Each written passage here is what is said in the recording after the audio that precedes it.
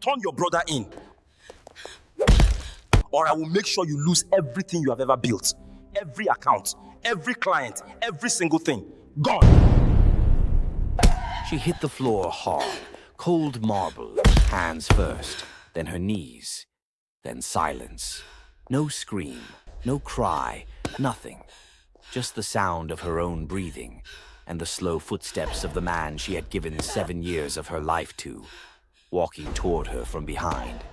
Emmanuel Adaeze stood above her, his jaw tight, his eyes cold, and his voice even colder. Turn your brother in, or I will make sure you lose everything you have ever built. Every account, every client, every single thing. Gone. Then he dumped the divorce papers on the floor beside her. They slid across the marble and stopped just under her fingers. Zuriel Umoh did not move, not immediately. She stayed right there on the floor, hands pressed flat against the cold, eyes open. And she did something that made the guards by the door shift uncomfortably. She smiled. Small, quiet, the kind of smile that does not belong to someone who has just been defeated. Then she stood up, slowly and calculated, like someone who had made peace with grief. She picked up the pen, and she signed. No shaking, no tears. She dropped the pen back on the floor, looked at him directly, and said in a voice so calm it was almost frightening, 5 years from now, you are going to wish you believed me. She walked out. Now, before we go any further, I need you to understand who Zuriel is, because what you just saw is not a woman breaking. That is a woman deciding. Zuriel Umoh built Emmanuel's empire, not helped. Built. She was the one in the room before every major deal closed, reading the people, adjusting the strategy, fixing what was about to go wrong before anyone else saw it coming. Emmanuel was the face, the handshake, the photograph. Zuriel was the engine, invisible, powerful, and completely underestimated. For 7 years she gave that man her best thinking, her late nights, her silence, and yes, her love, real love. The kind that makes you stay even when your gut is whispering that something is wrong. She chose him. That is not weakness. That is loyalty. And loyalty is only a problem when the other person has none. Now, here is the lie that started all of this. Emmanuel's stepsister, a 17-year-old girl named Kdrama, stood in the family sitting room the morning after the divorce filing, tears running down her face, voice shaking, and she pointed at Zuriel's younger brother, Emeka, and said 5 words that can destroy a person's entire life before breakfast. He did it to me. Defilement, a criminal charge, against Emeka Umoh, a 23-years-old final-year medical student, 3 months away from becoming the first doctor his family had ever produced. Emmanuel sat across the room, and he gave Zuriel a choice. Turn your brother in, or sign the papers today. Zuriel looked at Emeka. Her brother sat still, hands folded, not panicking, not shouting. He looked at his sister with their mother's eyes, soft and steady, and said quietly, I didn't do it. Zuzu. Zuzu, the name only he ever called her, the name from their childhood. 2 children sharing 1 plate of food in a small house in Wari, counting stars through a cracked window, promising each other that better was coming. Zuriel held his gaze for a long moment. She believed him, not just because he was her brother, because she had been watching Kdrama's face since the accusation left her mouth. The pauses, the timing, the way her eyes moved before she answered anything. The way she had not looked directly at Emeka even once. Something was deeply wrong with that accusation. And the worst part, Emmanuel knew it too. She could see it in his face, not the face of a man who had been deceived. The face of a man who had made a choice. He knew. He had always known. And he had decided to use a lie anyway, against a boy he had watched grow up. Because it was useful. because it gave him control. Zuriel picked up the pen, signed the papers, and said what she said, and she walked out. Emmanuel felt like he had won. He had not, but he still had weapons, and he used every single one. Within 48 hours, her business accounts were frozen. A tax investigation appeared from nowhere. 3 of her biggest clients received false information that destroyed her reputation overnight.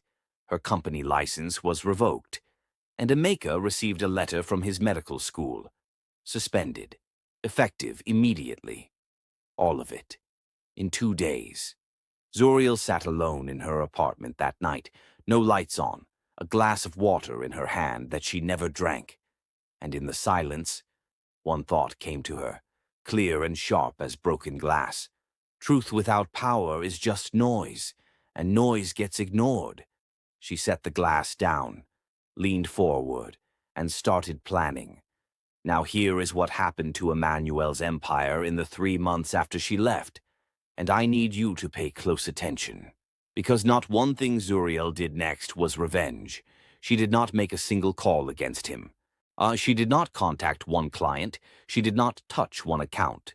She simply stopped holding things up. And the empire that Emmanuel had put his name on began to breathe strangely. Deals stalled. Clients stopped returning calls. Investors started asking questions nobody could answer. His CFO resigned without explanation. 2 senior people walked out the same week. Negotiations that used to close in 1 meeting were now failing in 4. She did not destroy his empire. She stepped away from it. And everyone watching from the outside finally understood something they should have seen years earlier. She was never the support. She was the foundation. And when a foundation walks out, the building doesn't fall all at once. It just slowly stops standing. Zuriel was not watching any of this. She was moving. One contact, a Korean Nigerian woman named Soo-yeon Park, a recruiter in Seoul who placed senior professionals into private, high-level roles. The kind of positions that paid well and asked only one thing in return: absolute silence about everything you saw inside. Soo-yeon had one opening. On senior transcriber, confidential placement, requirements unusual, fluency in English, Yoruba, and Igbo, ability to read not just words but what sits underneath words, a full background check, a psychological assessment, pay that would rebuild everything Zuriel had lost, and then some. Zuriel read the listing once, called Soo-yeon, and was on a plane to Seoul within 10 days. Seoul hit her like a decision. That was the first thing she felt stepping outside the airport. Cold air, clean, everything moving with a kind of quiet purpose that reminded her of how she used to work. Before Emmanuel taught her that purpose, without recognition, disappears into someone else's name. She liked it here immediately. The building was in the Gangnam district. 42 floors of dark glass. No company name outside, no logo. Just a building that had nothing to prove, which, she had learned, always meant it had everything. 38th floor. Ji-yeon Park met her at the elevator. Small, composed, eyes that weighed you before you finished your first sentence. You will transcribe. Translate where needed. You will not speak in meetings unless asked. You will not react to anything, and nothing you hear inside this building leaves this building. Understood, Zuriel said. Ji-yeon looked at her longer than necessary, like she was checking for a crack. There was none. Good, Ji-yeon said, and walked. The meeting room was large, minimal, city view, one long table, 12 chairs, a small side table for Zuriel, set apart, unassuming, easy to overlook. That was their first mistake, because a woman like Zuriel is never less dangerous when she is in the corner. She set up, checked everything twice, watched the room fill with men in suits from 4 different countries wearing 4 different versions of the same careful expression. Then the door opened. and the room changed. Not loudly, not dramatically. The way a room changes when something that carries real authority walks in. Everyone simply adjusts, slightly, without knowing they did it. Bae Seok, 35 years old, tall. Ahem. I've been overworking on this story. I think I need to rest for a bit, if that's okay with you. My assistant will take it from here. Please don't go anywhere. Bae Seok, 35 years old, tall. Broad, dark suit, 2 small, bold earrings in his left ear, a line of tattoo ink just visible above his collar, and in his right hand a small rubber ball, worn down at the edges, old. He turned it slowly between his fingers as he walked to the head of the table. He sat. Before anything else, before the meeting began, he set the ball down, once, carefully, like it mattered. Like it was the one thing in that room he was genuinely careful with. Zuriel noticed that, filed it. His eyes were dark. Completely still, not searching the room, not performing authority, just knowing. The kind of eyes that have already decided most answers before the questions are asked. The kind that make people want to be careful without understanding why. He did not speak once during that meeting, not one word. The conversation moved around him in 3 languages while he listened and observed, and occasionally gave a small nod or a single hand gesture that redirected an entire discussion. Control without noise. That was what he was. Halfway through the session, 2 Nigerian delegates switched into Igbo. Fast, careless, assuming nobody in the room would follow. Zuriel followed every word. Move the funds before the audit window. He will not know until it is already processed. She didn't react. She typed the translation and added a note flagging the discrepancy and slid it to the senior interpreter without being asked. The interpreter read it, stared at her, then looked down at the table. Across the room, Bae Seok's eyes moved, not to the interpreter, to her, just once, 2 seconds, then away, but she had seen it, and she understood what it meant. He already knew something was being hidden. She had just confirmed it from a direction he hadn't expected. She returned to her work without expression. The meeting ended, the room emptied. Zuriel packed up quickly, efficiently, the habit of a woman who had spent years making herself easy to overlook in rooms that wanted to forget she was there. And then it slipped out, soft, half to herself. The thought she had been carrying since the day she landed, the thought that escaped because she was tired and her guard dropped exactly 1 inch. At least this one cannot hear rumors and destroy me like the last one. Silence. Then the sound of rubber caught in a palm. Held still. She froze. Turned slowly. Bae Seok was still at the table, still seated, the ball perfectly still in his hand, and he was looking at her with those dark, unmoving eyes, not the face of a man who had not heard her. The air thickened. He stood, walked past her, stopped at the door, did not turn fully, just spoke low, unhurried, entirely clear. Next time, do not assume what I can and cannot hear. Soon after saying those words, he left the room, but he, a shadow, remained in the room heavily. Zuriel stood alone in the empty room. Then she exhaled once and thought, "Careful, Zuriel. This man is not what this building wants you to believe he is." She was right. She just had no idea yet how deeply right she was. Now stay with this story, because what I'm about to tell you next is where this stops being about a woman starting over and becomes something far more dangerous, something that will make you question everything you think you know about both of these people. And if you are new here, this channel tells stories that get under your skin, stories with real pain, real people, and real second chances. If you need that kind of story in your life, hit subscribe. You belong here. The next morning, nothing was said. No mention of the empty room, no awkward glance, no explanation from her, no acknowledgement from him. They returned to work the way professionals return to things they are not ready to discuss, with total focus on everything else. But something had shifted. They both knew it. And in a building that ran on information, that kind of knowing is its own form of power. Within 2 weeks, Zuriel had become the kind of presence that rooms quietly adjusted around. She transcribed not just words but tone, not just language but what the language was trying to hide. When a visiting executive used a phrase that was polite on the surface but quietly dismissive underneath, she noted it. When a contract summary was read aloud and one small word had been changed from the written version, one word, she caught it. When Tension walked into a room wearing a smile, she wrote it down. Seok noticed. He didn't say so, but his eyes found her at specific moments, not to check on her, to read what she had caught, to compare it with what his own instincts were already telling him. She was becoming his second mind. Neither of them had agreed to this. It had simply happened the way necessary things happen between two sharp people who are too honest to pretend otherwise. One Thursday evening late night, when the office was almost empty, on the table laid one traditional designed electric Korean lamp, her laptop, a cup of tea she kept forgetting existed. The door opened. Seok walked in on dark shirt, sleeves pushed up, the tattoo at his collar more visible, and the ball in his hand rested on his palm like a loyal dog.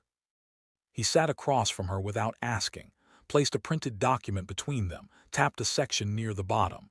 His meaning, without uttering a word, simply demanded of Zuriel to explain this. Zuriel looked at the document, then at him. You want what it says, or what it means? A pause. What it means. Zuriel let out her breath steadily without fear. First speaker was not angry at the proposal, she said. He was angry at the man presenting it. There is a history between them, an old one. The second speaker was trying to stop it from going public. The phrase he used doesn't mean do not discuss. In that dialect it means do not let this leave this room. Those are very different things. Seok was still, looking at the document, then back at her. You caught that live in the room. I catch most things, she said, not boasting, just honest. Something moved in his face, not approval exactly. More like recognition, the quiet kind a person feels when they meet someone who thinks the way they think. He tapped the document once more. Tell me what else you caught today. She leaned forward and she talked. They worked for 2 hours. She spoke. He listened. He asked questions, sometimes in words, sometimes in the particular silence that was its own kind of question. She answered everything directly. No softening, no performance, just truth. At one point she told him something that confirmed a suspicion he had clearly held for weeks. She watched it land, watched the tension behind his eyes shift and settle. And something happened in his face, not a smile, not yet, but a small releasing. Like a hand slowly opening after holding something too tight for too long. He stood when they finished, gathered the document, nodded at her once. The kind of nod that means thank you and I see you without needing to say either, and left. Zuriel sat back, looked at the ceiling, and felt something she had not felt in a very long time. She felt seen, fully, without having to shrink or perform or explain herself, by someone who looked at everything and still showed almost nothing. It unsettled her, not like a manual had unsettled her, that slow erosion of feeling small. This was different. This was the discomfort of being met as an equal by someone she had not expected to meet that way. She picked up her forgotten tea, which had turned stone cold, and drank it anyway, made a face, and went back to work. But trust, real trust, always gets tested before it sets. There was a meeting, an important one. Zuriel noticed a discrepancy in the translated brief before the session began, a detail that contradicted something said in a meeting 3 weeks prior. She flagged it, calmly, professionally, in front of the room. Park Do-yeon, head of security, did not like it. He was a hard, tightly wounded man who had been in that organization long enough to believe that his position made his judgment final. Zuriel's flag made him look careless, and people who feel exposed but cannot admit it tend to respond with the only power they have left. He had her escorted to a small bare room on a lower floor, and ordered that she remained locked up with no explanation, no timeline, no water, just punishment dressed up as procedure. The meeting had long ended and every delegate and board member must have reached their respective destinations by that time. But somewhere in a dark guardroom sat Zuriel, restricted of movement for speaking the truth. Like you already know that. Injustice thrives in silence. Your voice is needed here each time you subscribe. You are casting a vote against Oppression of the powerless. Each time you make a comment, you are lending your voice against injustice. Let's see how far your voice can be heard here and now. She sat in that room for 4 hours. She did not pace, did not knock, did not demand anything from the door. She sat, and she used every minute of those 4 hours the same way she used everything as information.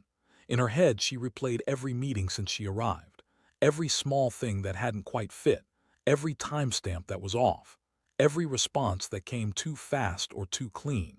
She was building something in her mind. She didn't know yet what it was, but it was forming.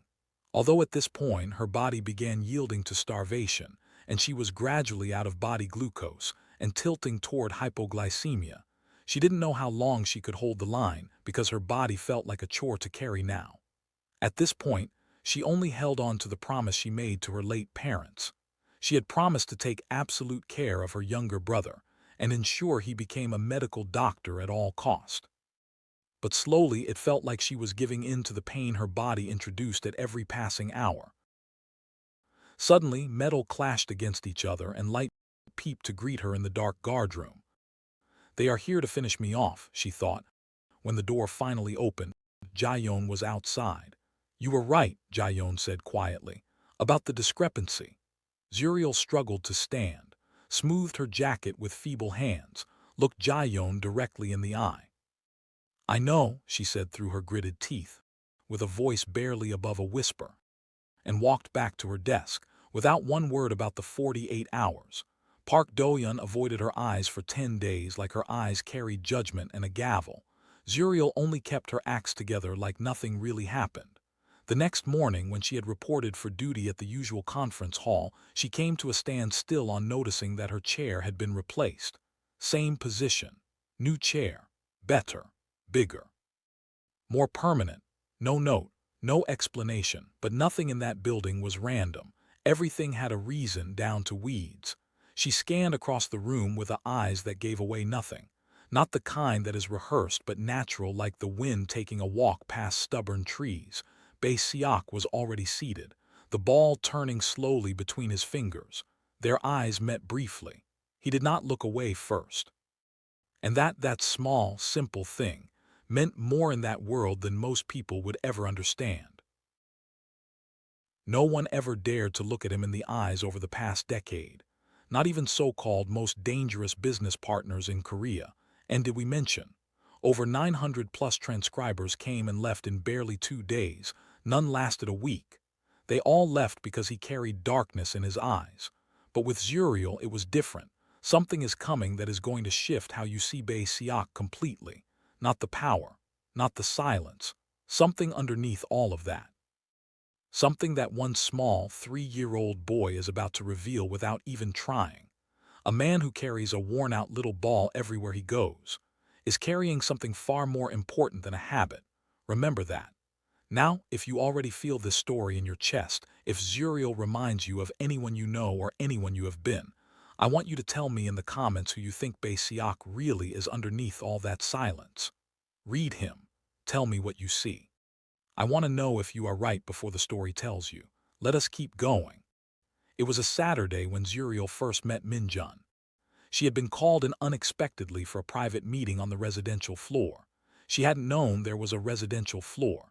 Jaeyeon walked her there with the particular silence that meant this is unusual and I will not explain it further. The apartment was exactly what you would expect from a man like Seok. Everything chosen on purpose. Dark wood. Quiet colors. Nothing decorative that did not also serve a purpose. A space that said the person living here has decided very carefully what to let in and what to keep out. And then in the middle of all that controlled order, a small boy came flying around the corner. 3 years old, hair going in 4 directions from a nap, big dark eyes, a toy car gripped in one fist, a small blanket dragging behind him from the other. He stopped when he saw Zuriel. They looked at each other. He scrunched his whole face, the face of a very small person deciding if this new thing in his space was a problem. Then he threw the toy car directly at her feet. Zuriel looked at the car on the floor, then looked at him. That was rude, she said. No drama, no anger, no raised voice. Just clear and calm and real, the way you speak to someone you respect enough to be honest with. The boy blinked. That was not the reaction he was used to. She bent down, picked up the car, held it out to him. "Try again," she said. A long pause, a visible internal war on his tiny face, pride fighting against something he couldn't name yet but that would one day be called respect. Then slowly he walked forward, took the car, looked at the floor, and in a voice barely above a whisper, "Mayan, sorry," in Korean, Zuriel nodded once. Better. And that was that. His name was Min-jun. He was Bae Seok's son. Beyond that, Jaeyeon said nothing. Her silence told Zuriel that the rest of the story was not Jaeyeon's to give. For the rest of that morning, Min-jun circled Zuriel at a careful distance, watching, gathering information about her. He was entirely his father's son, the same stillness when he was thinking, the same slow and careful approach to anything new. When the meeting ended and Zuriel was packing to leave, a small warm weight pressed against her leg. She looked down, Min-jun, standing beside her. Not speaking, not asking. Just there. Deliberately, stubbornly, quietly there. She didn't make a fuss. She just kept packing, allowing it. From the doorway, Bae Seok stood watching. The ball turned slowly in his hand. His eyes moved between his son and the woman beside him, and in his carefully guarded face, in the part that faced the doorway where neither of them could see, something happened. Relief. Real, quiet, exhausted. The relief of a parent who has been quietly worried about their child for a very long time, and has just seen something that makes them think maybe it is going to be okay. The weeks that followed had a new kind of texture. Min-jun began appearing near Zuriel the way a person appears near something warm when they have been cold for too long. He brought her things, a drawing, a biscuit that was half eaten, a small stone he had decided was important. She accepted all of it with the same seriousness with which it was given. She never performed warmth for him. She never tried to make him like her. She treated him like a person, firm when he needed it, gentle when he deserved it, consistent always. He had been a difficult child. Jaeyeon had said so once, carefully. Withdrawn, sudden silences and sudden anger, the particular damage of a very small person who has lost something they have no words for yet. With Zuriel, he became simply a boy. One evening, Bae Seok came in late to find Zuriel in the residential kitchen. Min-jun had refused to be put to bed. She had given him warm milk and a biscuit. She was telling him a small story in Yoruba, low, unhurried, the rhythm of someone who understood exactly how bedtime stories worked. Min-jun was asleep against her arm before she finished. Bae Seok stood in the doorway. He didn't announce himself. He just watched. Zuriel looked up, kept her voice quiet so the boy wouldn't stir. He fights very hard, but sleep always wins. Bae Seok walked in, poured a glass of water. Then, without documents, without a reason, without any professional justification whatsoever, he sat down across from her, just sat there. For a while neither of them spoke. The kitchen was warm. Seoul glowed outside the window. Min-jun breathed slowly against her arm, and in that warmth, in that quiet, Zuriel said something she hadn't planned to say. "You should smile more. It makes you look less like you are about to ruin someone's entire week." He looked at her. Weak. "I was being generous," she said. And then Bae Seok laughed, not managed, not polite, real, short and genuine and completely, entirely human. It lasted maybe 5 seconds, but it changed his whole face. Everything tight in it released. His eyes, those dark, unreadable, slightly frightening eyes, became warm, just briefly. Just for those few seconds, but real. Zuriel looked at him in that moment, this powerful, silent, heavily defended man sitting in a warm kitchen with his sleeping son, and felt something move in her chest. Something quiet. Something she was absolutely not ready to examine yet. She picked up her cold tea and looked away, but the feeling stayed. It was a Sunday when Zuriel cooked. Not because she planned anything, because she was homesick. The deep kind, the kind that does not respond to logic. The kind that whispers, go back to something real before you forget who you are. She found a Nigerian grocery store in Itaewon, bought what she needed and carried it home like something that mattered. Palm oil, crayfish, stockfish, waterleaf, dried Afang leaves. She cooked the way her mother taught her, slowly, without skipping any step. Afang soup is not something you rush. You wait for the oil to be ready. You know by the smell when the crayfish has given everything it has. You let the leaves fold into the broth like they belong there because they do. The kitchen filled with something warm and deep and entirely different from anything that floor had ever held before. Min-jun found her first. He stood in the doorway, hair still messy from sleep, nose working, face going through complicated calculations. "What is that?" he asked softly. "Food," she said. "The real kind." He came and stood beside her and watched the pot like he was being trusted with something important. Seok came in 20 minutes later. He stopped completely at the kitchen door. Not his usual controlled stillness. This was something else, something involuntary. The ball in his right hand went very still, not rolling, just held, gripped. The way you grip something solid when a feeling arrives unexpectedly and you need to stay standing while it moves through you. His eyes were not on her. They were on the pot, and his face, the face that had not broken in a single meeting in 6 years, was doing something nobody in that building had ever seen it do. It was remembering. "You can eat," Zuriel said quietly, reading the room as always. "I made enough." He sat. She served him, served Min-jun, sat with her own bowl. The three of them ate in silence, the kind of silence that holds something rather than hides something. Seok took the first spoon and went completely still. When he spoke, his voice was lower than usual, moving carefully like a man approaching something he is afraid to disturb. "Where did you learn to make this?" "My mother," Zuriel said. "Uyo aqua ibum state." Something shifted behind his eyes. "I have eaten this before," he said. "I know," she said. That made him stop. Look at her not as an employee, not as someone useful, as a person. A specific person who had just said something that could not be a coincidence. Zuriel was already searching her memory. Had been since the moment the smell stopped him at the door. There was something about the way he held his stillness, not as a professional habit but as something older. Something learned under pressure in a time when being still meant being safe. She had known someone who held still like that. A boy, 12 years old, hiding in the compound behind her family's house in Wari during 3 terrible days of community unrest. A Korean boy, son of a missionary family, caught in the wrong place at the wrong time, separated from his parents, not eating at first, not speaking much, just sitting very still against the wall with his eyes open, waiting for the world to stop being dangerous. She had brought him food every day. She had sat beside him without demanding anything. She had taught him the name of the soup. He had said it back carefully, seriously, like he wanted to keep it. He had told her his name on the 3rd day. The name before everything that came after. She looked at the man across the table. The ball, always the ball, a small worn thing held for more than 20 years.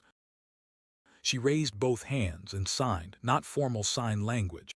The small gestures they had made up together in that compound, the ones that meant safe and okay and I am still here. Seok stopped breathing. Every part of him went absolutely still, not controlled, arrested, like time itself had put a hand on his shoulder. "Seun," she said softly, barely above a whisper. "That was your name before everything else." The ball dropped from his hand onto the table. Min-jun looked up from his soup. Seok stood. He picked up the ball and walked out of the kitchen without a single word. Zuriel did not follow. She sat, breathing slowly, eyes full but not spilling, not for herself, for him. For the boy who hid behind a wall while the world exploded, and who had grown into this man still carrying the one small thing that had survived from that time. Min-jun tugged her sleeve. "More?" he asked. She let out a soft, broken laugh. "Yes," she said, "more." The days after the soup were careful, professional. He returned to his role. She returned to hers. Neither of them mentioned the kitchen. The building continued its work, but something enormous had permanently shifted between them, unspoken, unacknowledged, and quietly filling every room they were in together. And while all of this was building, something else was moving inside that organization. Zuriel had been noticing small things for weeks. A file timestamp that did not match the meeting time. A translation request that came twice from 2 different sources with slightly different wording. A conversation that referenced a deal that had not officially been discussed yet. Individually they were nothing. Together they were a pattern. And a pattern always tells the truth, even when every individual piece is a lie. She did not report it, not yet. because she had learned something valuable in the 4 hours she spent in that locked room. When you expose something too early, you only catch the edge. You let it grow first. You let it reveal itself. Then you catch the root. She was watching and waiting and getting closer. Stay with this story. Because what I am about to tell you next, it is the moment everything this story has been building toward comes together. The past, the present, the danger that was already inside the house, and the woman who read it before anyone else knew to look. It was Jae-yeon who told her first, Tuesday morning, voice low, face controlled. Someone came to the building entrance last evening. He gave your name, Lagos identification. Zuriel set down her pen carefully. His name, Jae-yeon told her. Emmanuel Adaeze. The name arrived like a stone dropped into still water. She didn't react outwardly. She nodded once, thanked Jae-yeon, and sat for a moment looking at the Seoul skyline. He had found her. She was not entirely surprised. Emmanuel had many failures. Carelessness was not one of them. He came back the following evening, waiting on the street outside in exactly the spot she would have to pass. Calculated, deliberate, the move of a man who had run out of actual options. He looked smaller than she remembered. Not physically, but something inside him had contracted. The shine was gone. His empire was bleeding, and he wore it in the tight set of his jaw. Zuriel, he said. Emmanuel, she said. You destroyed everything, he said. His voice was working hard to stay steady. 7 years, everything we built. She looked at him calmly. I left. What was genuinely yours stayed. What was mine left with me. The fact that they turned out to be the same thing is not something I caused. His jaw tightened. I will finish what I started. I have reach in this city. I will humiliate you publicly. I will make sure every room you try to walk into already knows your name the wrong way. Zuriel took one step closer. Her voice dropped, not in threat, in truth. The kind that arrives without anger and lands harder because of it. Emmanuel, you knew Kdrama was lying. You knew it from the beginning. And you chose to use it anyway. Against Emeka, a boy you watched grow up, because it was useful to you. That is the part I cannot forgive, not the divorce, not the business, that silence. For just a moment something moved across his face. The thin edge of something that might have been shame, then it closed. A black car pulled quietly to the curb.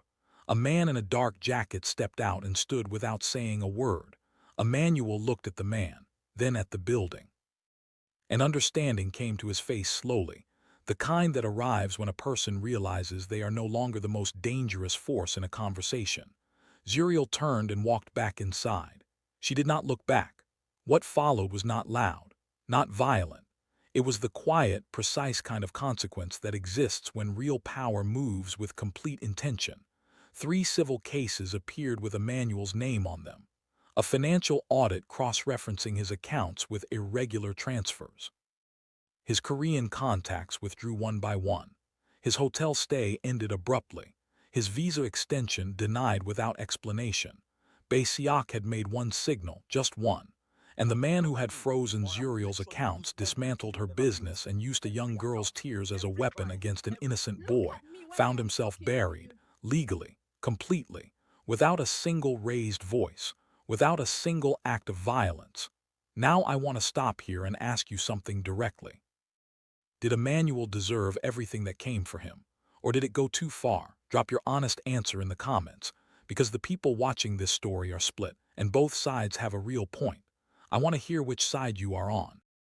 That same week, Zuriel's phone rang. Emeka, her brother, crying and laughing at the same time in the way people do when something terrible finally ends.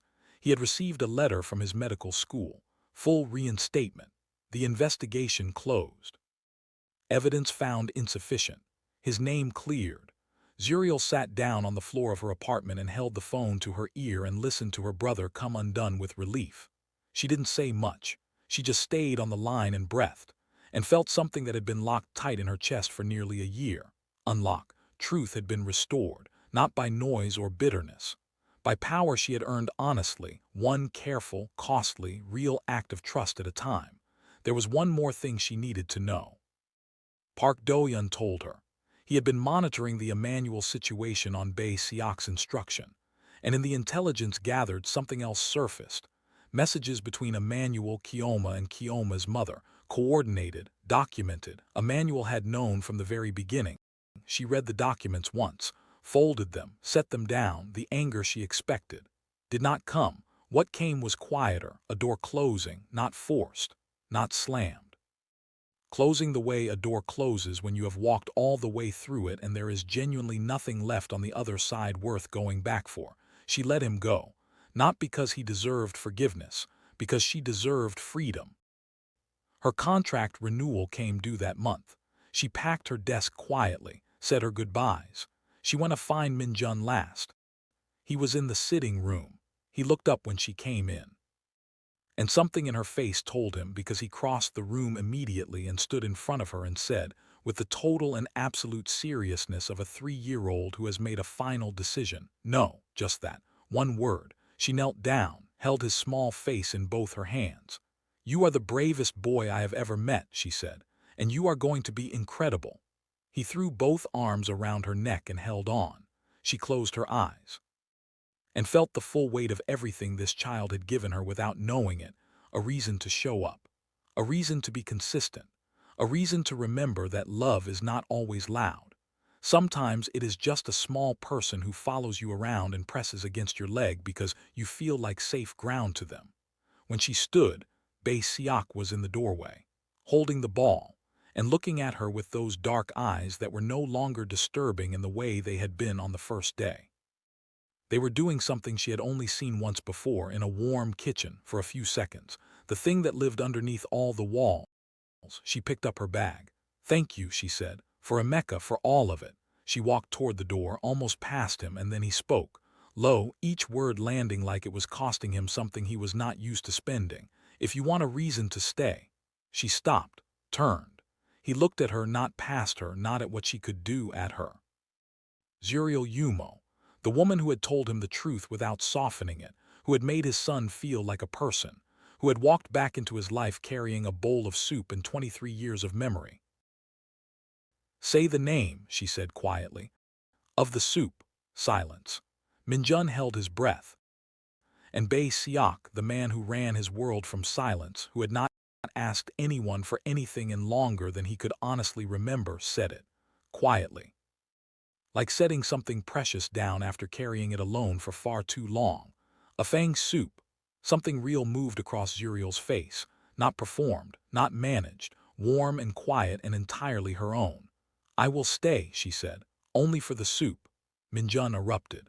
He ran a full circle around the room, making the sound of absolute, complete, joyful victory. Zuriel set her bag back down, and they both understood without saying it that the soup was never the reason. But if you think this is where the story rests, you are not paying attention. Because 3 days later, Jae-yeon placed a security report on Seok's desk. An internal threat assessment, someone trusted, someone close, someone who had been watching both of them for months, feeding classified information to a rival network. And what that information targeted was not the empire, it was his past, the identity he had buried, the boy named Seoul. The one person alive who knew that name and what it meant, Zuriel, the only person who had already seen the pattern forming, before anyone else knew to look, was now the most valuable target in the building, and the person who would have to protect her was the one man who did not know how to ask for help without it feeling like surrender. The story is not over. It is only now beginning. If Zuriel's strength moved something in you today, if that ending left you needing to know what comes next, you already belong here. Subscribe, because part 2 is coming, and everything these two people have carefully, painfully, quietly built is about to be tested by the one threat neither of them saw coming. We will see you there.